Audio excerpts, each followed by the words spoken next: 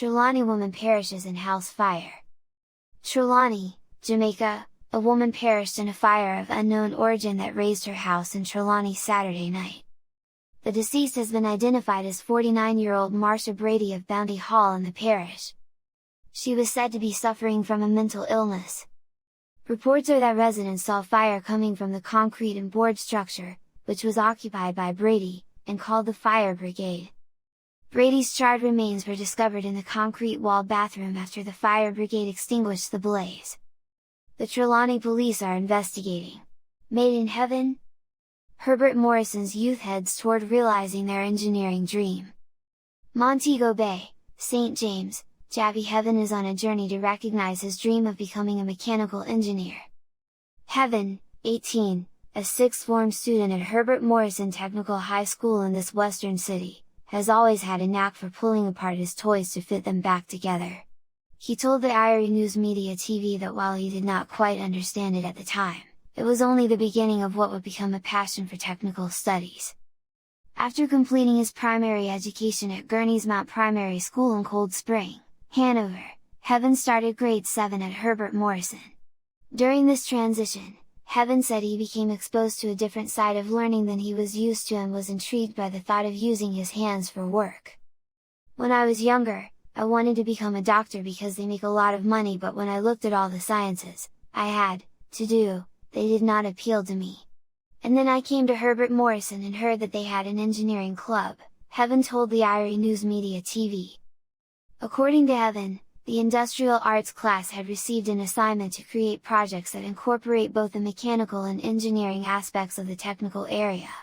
The youngster stated that he immediately thought of building a helicopter, which got him good grades and commendations from the teacher who oversees the club, Kevin Koch.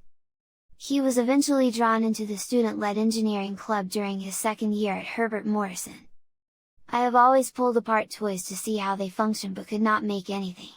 When I joined the engineering club, I realized that instead of pulling down things just to understand how they work, we can figure out how they work and build them. That struck my interest, he said.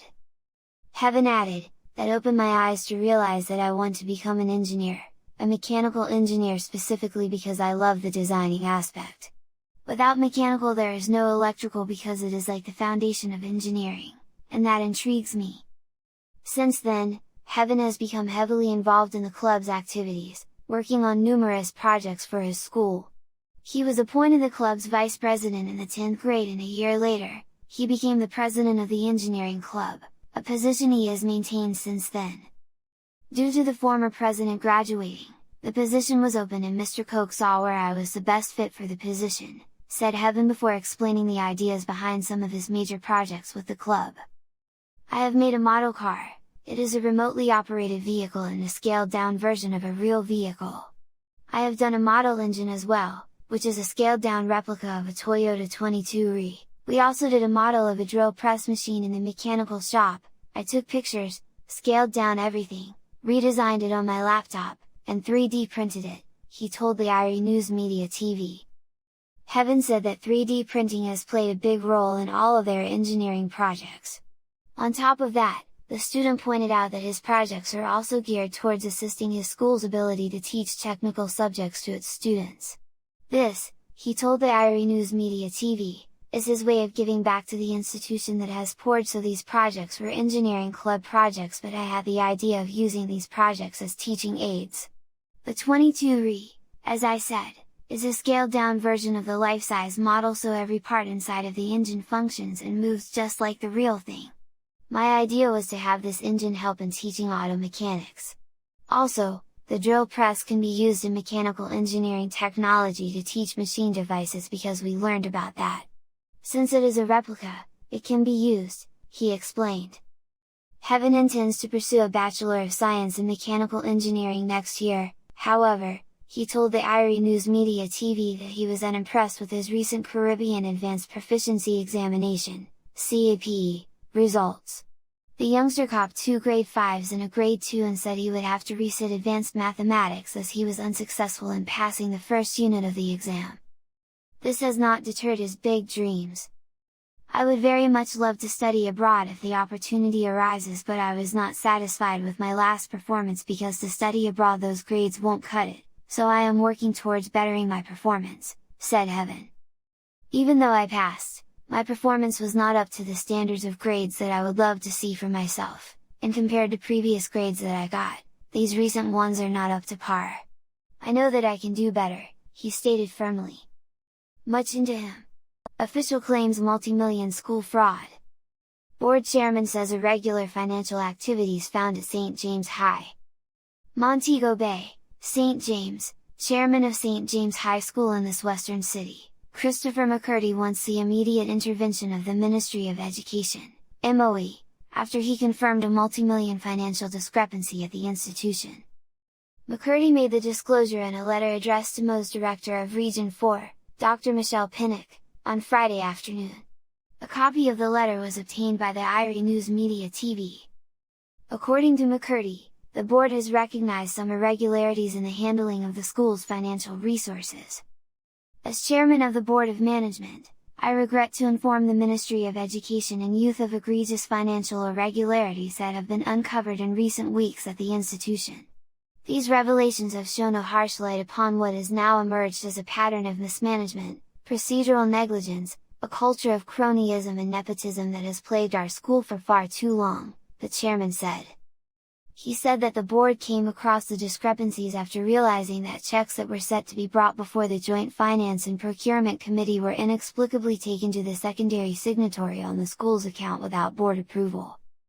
This serious derogation from standard procedure occurred without my consent or approval, raising serious concerns about the integrity of our school's financial processes, bemoaned McCurdy.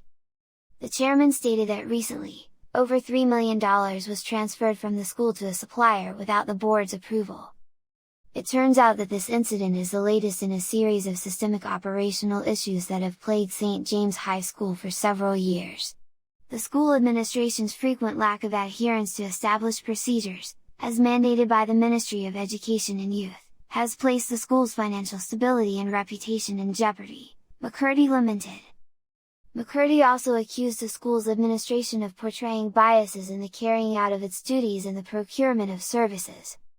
It is disheartening to note that cronyism and nepotism have reached alarming levels within the school's administration. Appointments, promotions, and financial decisions have often been influenced more by personal connections than merit, thereby undermining the institution's commitment to fairness and excellence in education, he said. McCurdy stated that after a meeting of the school's board on Thursday, he is therefore calling on the Education Ministry to investigate the matter. Considering the foregoing, the council members of the board have recommended to the Ministry of Education and Youth that the principal, bursar, and chairman of the Finance Committee be placed on a leave of absence to facilitate a forensic investigation into the operational and financial management of St. James High School, the chairman said. Speaking to the Irie News Media TV Friday evening, McCurdy explained that red flags were raised by the board, due to the belief that payments were being duplicated. He said this was what triggered an internal probe into the handling of the school's money. "What you are referring to in the letter that was sent to the ministry is accurate. It is based on what I have observed as the board chair. There were a series of checks that were held, pending an internal audit, because we suspect that there could have been duplicate payments and they were unauthorized," he explained. McCurdy added, "Certain procedures that were established by the ministry were not followed, so those checks were held pending an internal investigation by the Joint Finance and Procurement Committee. Those committees were to meet, look at what was happening, and present a report that would have been brought back to the board for a decision to be made for payment. However, those checks were removed from the school." The chairman said that in addition to the secondary signatory signing for the checks, another individual signed to receive the check on behalf of the supplier without even an authorization letter for them to do so. "We found that these things are very damning and, of course, my biggest concern is that I am not sure how much more of this has taken place or how long this has been going on at the institution. So, we want to get an audit to ensure that it is not deeper than what we have uncovered," he told the Irie News Media TV. McCurdy has expressed a commitment to sharing updates on the matter with concerned stakeholders. The Board of Management understands the concerns that our school family and the wider community will have in response to these findings. We pledge utmost transparency and accountability throughout this period. St. James High School is an integral part of our community, and we are fully committed to resolving the issues and rebuilding trust. As chairman of the board, I will personally oversee the timely implementation of corrective measures, and I commit to providing regular updates to all stakeholders as we work towards a brighter and more accountable future for St. James High School, he said. Repeated attempts to contact the school's principal Joseph Williams were unsuccessful. However, on Saturday, Dr. Pinnock told the Irie News Media TV that she was unable to comment on the matter at the moment due to her responding to a personal emergency,